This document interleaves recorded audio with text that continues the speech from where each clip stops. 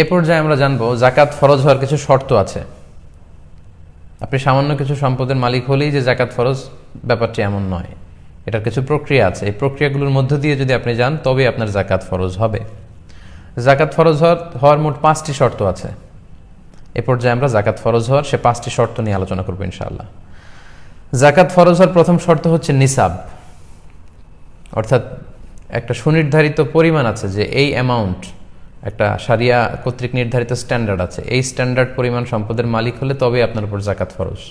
এর নিচে যদি হয় তাহলে আপনার উপর জাকাত ফরজ নয়। এগুলো নিয়ে আমরা বিস্তারিত কথা সামনে বলছি। তাহলে প্রথম শর্ত হচ্ছে নিসাব পরিমাণ সম্পদের মালিক হওয়া। 2 নম্বর শর্ত হচ্ছে যেটাকে আরবিতে বলে হালানিল হাউল, 1 বছর অতিক্রান্ত হওয়া, সেটা চান্দ্র বৎসর, পুরো 1 বছর আপনার কাছে ওই নিসাব পরিমাণ সম্পদ থাকা, এটা হচ্ছে দ্বিতীয় শর্ত। 3 নম্বর শর্ত হচ্ছে আল মিলকিয়া, ওনারশিপ, সেটা আপনার সম্পদ হওয়া। 4 নম্বর শর্ত হচ্ছে আজিয়াদা, ওই সম্পদটা আপনার প্রয়োজনীয় সব কিছুর অতিরিক্ত হওয়া। 5 নম্বর শর্ত হচ্ছে আদামুদ্দুয়ুন, মানে আপনার খুব বেশি পরিমাণে ঋণ না থাকা। যে পরিমাণে সম্পদ তার চেয়ে বেশি যদি ঋণ থাকে তাহলে তো আগে ঋণ দিতে হবে, জাকাত দেওয়া লাগবে না। এই মোটামুটি জাকাত ফরজ হওয়ার এই 5টি শর্ত। তো এই 5টি শর্ত সম্পর্কে আমাদের বিস্তারিত শুনতে হবে। যদি বিস্তরভাবে আমরা না জানি তাহলে আমরা বুঝতে পারবো না যে কোন প্রেক্ষাপটে আমাদেরকে কিভাবে জাকাত আদায় করতে হবে। তাহলে জাকাত ফরজ হওয়ার 5টি শর্তের প্রথম শর্ত হচ্ছে নিসাব পরিমাণ সম্পদের মালিক হওয়া। আমরা তাহলে প্রথম শর্তটি দিয়ে শুরু করি। আমরা বলেছি যে নিসাব মানে হচ্ছে এমন একটা স্ট্যান্ডার্ড, এমন একটা শরীয়ত কর্তৃক নির্ধারিত স্ট্যান্ডার্ডাইজেশন করা হয়েছে যে এই পরিমাণ সম্পদ যদি কারো কাছে থাকে তার মানে বোঝা গেল সে নিসাব পরিমাণ সম্পদের মালিক হয়েছে, এটাকে বলা হয় নিসাব। তো নিসাবের ক্ষেত্রে 2টি জিনিস দিয়ে শরিয়া আল ইসলামিয়া নিসাবকে নির্ধারিত করেছে। একটি হচ্ছে স্বর্ণ, আরেকটি হচ্ছে রৌপ্য, গোল্ড অ্যান্ড সিলভার। যেহেতু একটা সময়ে গোল্ড এবং সিলভার দিয়ে সবকিছু কেনা বেচা হতো এবং তখনকার সময়ে কারেন্সি বা মুদ্রা বলতে স্বর্ণের মুদ্রা, রূপার মুদ্রায় ছিল দিনার দিরহাম। পরবর্তীতে এখন আমরা যে পেপার মানি ইউজ করি, কাগজের ক্যাশ বা টাকা, এটা আবিষ্কৃত হয়েছে। কিন্তু বেসিকলি কারেন্সি ছিল আগে গোল্ড এবং সিলভার। তাই এটা দিয়েই আল্লাহ রাসূল সাল্লাল্লাহু আলাইহি সাল্লাম জাকাতের নিসাব নির্ধারণ করেছেন। তো স্বর্ণের ক্ষেত্রে নিসাব হচ্ছে, আমরা কম বেশি সবাই এটা জানি যে 7.5 তোলা স্বর্ণ যদি আমাদের থাকে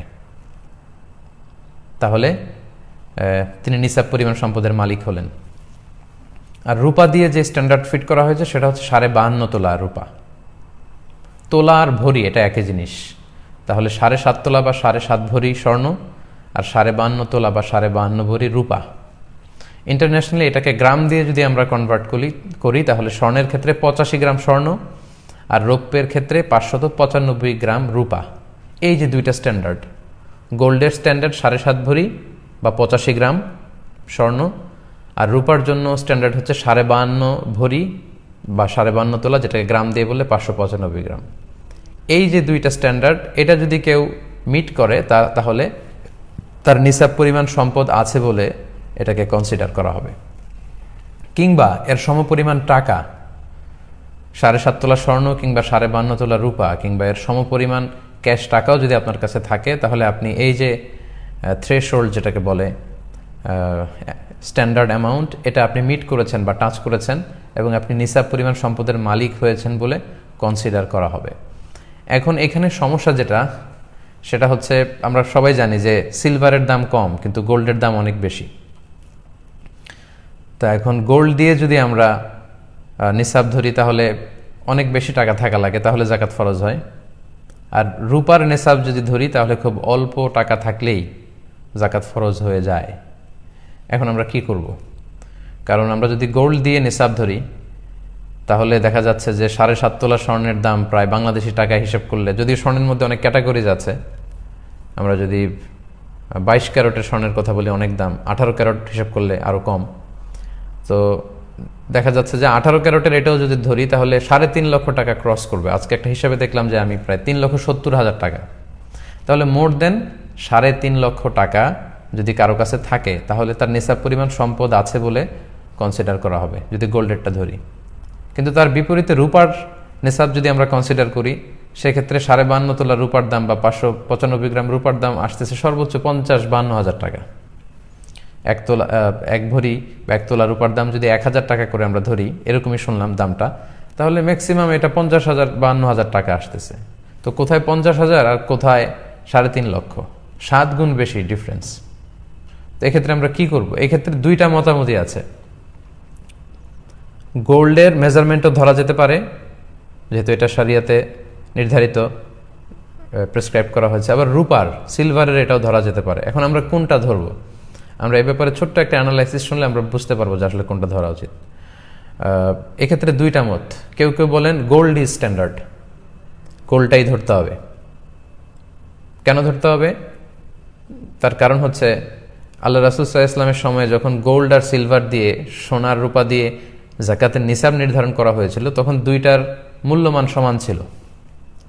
অর্থাৎ 7.5 তোলা স্বর্ণের বিনিময়ে 52.5 তোলা রূপা পাওয়া যেত, অনেকটা এরকম কাছাকাছি ছিল। অথবা 52.5 তোলা রূপা বিক্রি করলে 7.5 তোলা স্বর্ণ পাওয়া যেত। তার মানে এটা একটা সোশ্যাল স্ট্যান্ডার্ড তখন এরকম ছিল যে এই পরিমাণ গোল্ড থাক বা সিলভার থাক, স্বর্ণ থাক বা রূপা থাক, এই পরিমাণ হতে হবে, এবং এটা থাকলে একজন ব্যক্তির উপর যাকাত ফরজ হবে। কিন্তু পরবর্তীতে দেখা গেল যে লোকজন সিলভার খুব একটা ইউজ করছে না, গোল্ড ইউজ করছে, ফলে সিলভারের দাম কমতে লাগলো, কিন্তু স্বর্ণের দাম কমেনি। তার মানে রাসূল সাল্লাল্লাহু আলাইহি ওয়াসাল্লাম যে স্ট্যান্ডার্ড ঠিক করে দিয়েছিলেন ওইটা এখনো পর্যন্ত বজায় থাকে গোল্ডের মধ্যে, সিলভারে সেটা বজায় থাকে না, যেহেতু সিলভারে ফল করেছে। এই জন্য ওনারা বলেন যে গোল্ড ইজ স্ট্যান্ডার্ড। আচ্ছা, 2 নাম্বার তারা যে যুক্তি দাঁড় করায় সেটা হচ্ছে যাকাতের ক্ষেত্রে বলা হয়েছে তুখযু মিন আগনিয়াইহিম, যাকাত ধনীদের থেকে নেওয়া হবে, ও তুরাদ্দু আলা ফুকারাইহিম, আর গরিবদের মধ্যে বন্টন করা হবে।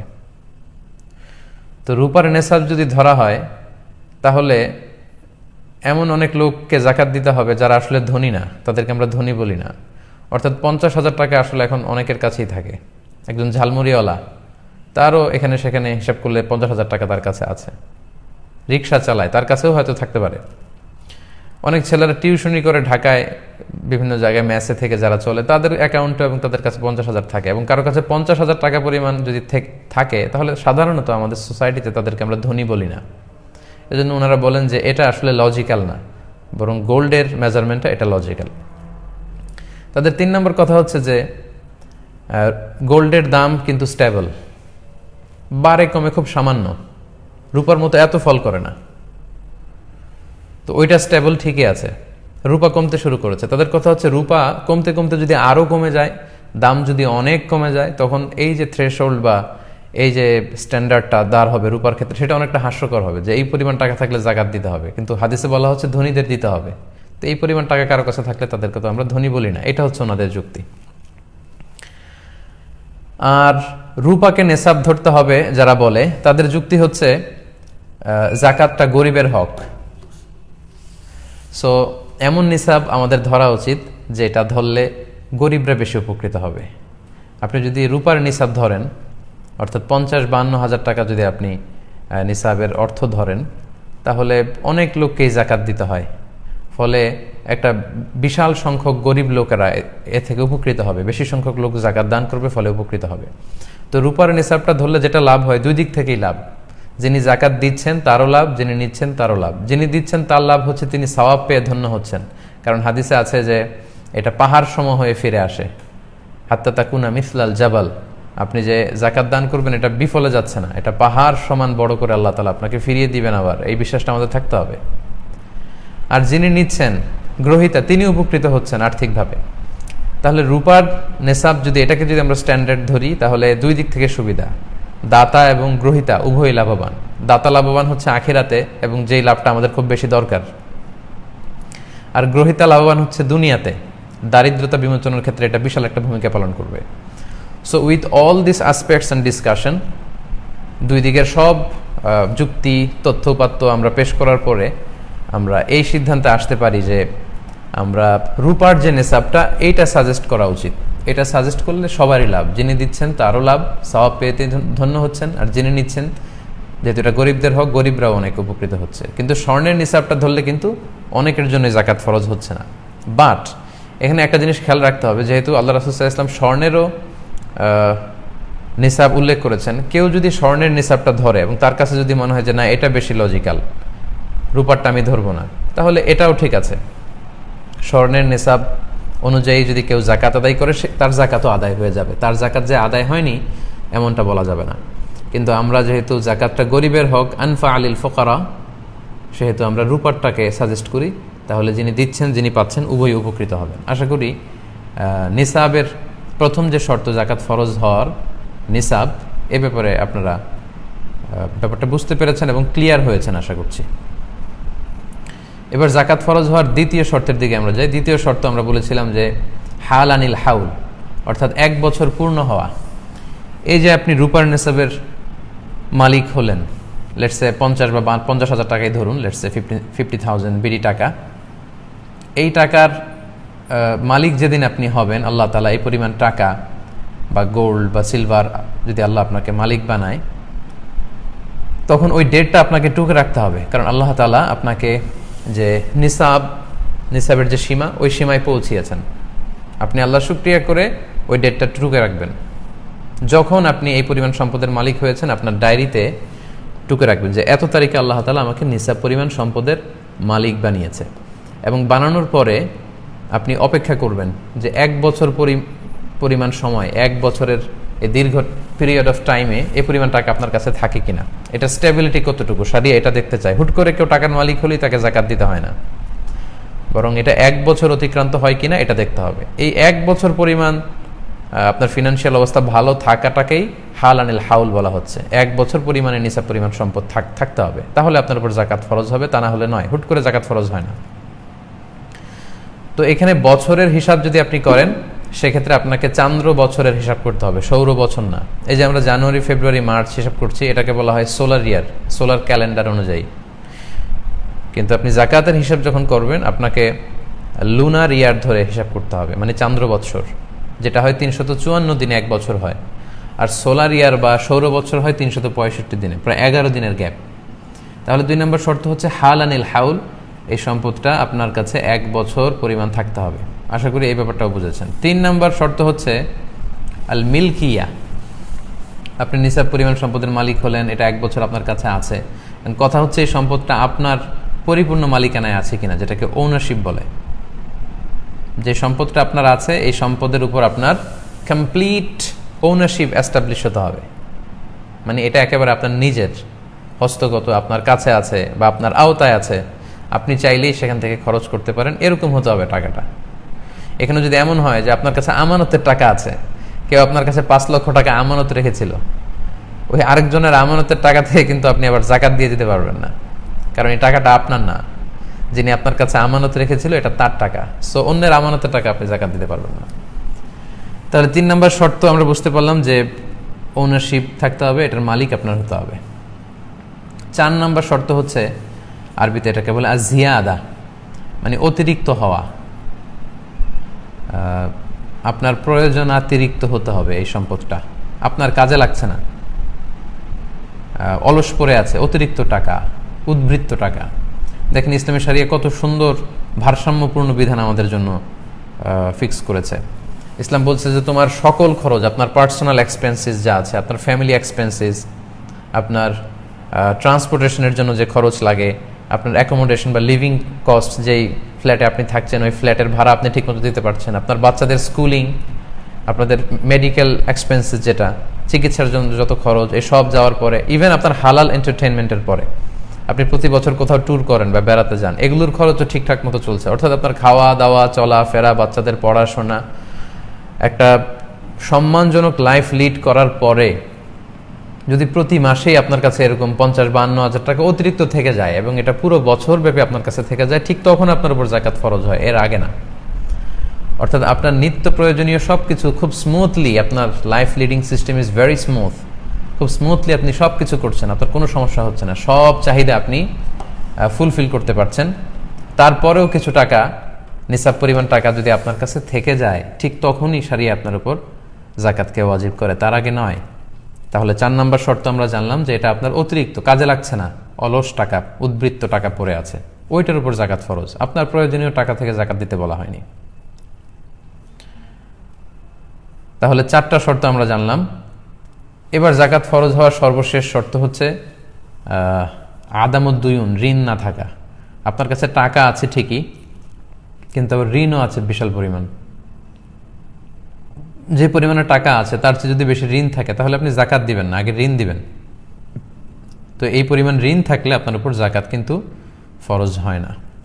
ঋণের ক্ষেত্রে কয়েকটি বিষয় খুব ভালো করে আমাদেরকে বুঝে নিতে হবে। ঋণের কিছু ধরন আছে, কিছু ক্লাসিফিকেশন আছে। এক ধরনের ঋণ হচ্ছে যেটা আমাকে একবারে পরিশোধ করে দিতে হবে। আপনি যেদিন জাকাত হিসেব করবেন ওই দিন এই ঋণটা আপনি আপনার মূল অ্যাসেট থেকে বাদ দিতে পারবেন। যেমন ধরুন আপনি জরুরি একটা কাজে আপনার বন্ধুর কাছ থেকে 1 লক্ষ টাকা নিয়েছিলেন এবং বলেছিলেন যে 2-3 মাস পরে আপনি তাকে ফেরত দেবেন। তো আজকে আপনার জাকাতের হিসাব করার ডেট, তো 2-1 মাসের মধ্যেই আপনাকে ওই 1 লক্ষ টাকা আপনার বন্ধুকে ফেরত দিয়ে দিতে হবে। তখন আপনি আপনার মূল অ্যাসেট থেকে এই ঋণের টাকাটা বাদ দিতে পারবেন, যেটা আপনাকে একবারে পরিশোধ করতে হয়। আচ্ছা, এটা বোঝা গেল। এবার আসি, কিছু ঋণ আছে একবারে পরিশোধ করতে হয় না, কিস্তিতে পরিশোধ করতে হয়, যেটাকে ইনস্টলমেন্টে যেই ডেটটা আমরা দিয়ে থাকি। এরকম অনেক সময় হয় যে আমি কিস্তিতে গাড়ি কিনলাম, 10 বছরের কিস্তি, প্রতি বছর আমাকে এত এত টাকা দিয়ে দিতে হবে। সেক্ষেত্রে আপনার পুরো ঋণের টাকা কিন্তু আপনি বাদ দিতে পারবেন না। কারণ বাংলাদেশে এরকম অনেক সিআইপি আছে, অনেক বড় বড় ব্যবসায়ী আছে যারা হাজার হাজার কোটি টাকা ব্যাংক থেকে ঋণ নিয়ে থাকে। তারা যদি জাকাত হিসাব করার সময় বলে যে আমার তো ঋণ আছে, আমি জাকাত দেব না, তাহলে তো উনি আর জাকাত দিবে কি? উনারই আরও জাকাত দেওয়া লাগবে, কারণ ঋণগ্রস্ত ব্যক্তিকে তো জাকাতের টাকা দিয়ে হেল্প করা যায়। তো এই ধরনের বড় ব্যবসায়ী যারা আছে ওনারা এটার আওতাভুক্ত নয়। এখানে আমি স্বাভাবিক ঋণের কথা বলছি। আপনার জরুরি প্রয়োজনে, বেসিক নিডস পূরণের জন্য আপনি যেই ঋণ করেছেন, সেই ঋণ যদি কিস্তিতে পরিশোধযোগ্য ঋণ হয়, ইনস্টলমেন্টের ঋণ হয়, সেক্ষেত্রে আপনি পুরো ঋণের টাকা বাদ দিতে পারবেন না। আপনি বাদ দিবেন হচ্ছে ম্যাক্সিমাম 12 মান্থস, 12 মাসের ঋণ। কারণ জাকাতের হিসাবটা হচ্ছে এটা ইয়ারলি একটা ক্যালকুলেশন, 1 বছরের হিসাব। সো সামনের 1 বছরে আপনার কত টাকা কিস্তিতে ঋণ পরিশোধ করতে হবে সেটা আপনি বাদ দিতে পারবেন, মানে 12 মাস। 12 মাসে আপনি কত ঋণ পে করবেন শুধু অতটুকু বাদ দিতে পারবেন, এর চেয়ে বেশি আপনি বাদ দিতে পারবেন না। আর ঋণের ক্ষেত্রে 3 নম্বর কথা হচ্ছে, কোনো লাক্সারি আইটেম কেনার জন্য যদি আপনি ঋণ করেন, ধরুন আপনার গাড়ি আছে, এরপর আপনি আপনার শখের জন্য ঋণ করে 5 কোটি টাকা দিয়ে একটা গাড়ি কিনলেন, ওই ঋণ কিন্তু বাদ দেওয়া যাবে না জাকাত থেকে, কারণ আপনি লাক্সারি পণ্যের জন্য ঋণ করেছেন। আপনার একটা বাংলো বাড়িতে আপনি থাকেন, অপ্রয়োজনে আরও কয়েকটা বাংলো বাড়ি ঋণ করে কিনলেন, সেই ঋণের টাকা জাকাতের হিসাব থেকে কিন্তু আপনি বাদ দিতে পারবেন না। আশা করি এই ঋণের পয়েন্ট আপনারা বুঝতে পেরেছেন। তাহলে এই 5টি শর্ত যদি কারোর মধ্যে পাওয়া যায়, সে নিসাব পরিমাণ সম্পদের মালিক হয়েছে এবং সেটা 1 বছর পূর্ণ হয়েছে, পাশাপাশি ওটার উপর পরিপূর্ণ তার ওনারশিপ ছিল, এস্টাবলিশমেন্ট হয়েছে, এবং এই টাকাটা তার অতিরিক্ত কাজে লাগছে না, অলস পড়ে আছে, এবং তার ঋণ নেই। এই 5টি শর্ত যদি কারোর মধ্যে পাওয়া যায় তাহলে সেই ব্যক্তির উপর জাকাত ফরজ। তাহলে জাকাত ফরজ হওয়ার যে 5টি শর্ত, আশা করি এই আলোচনার মধ্য দিয়ে আপনারা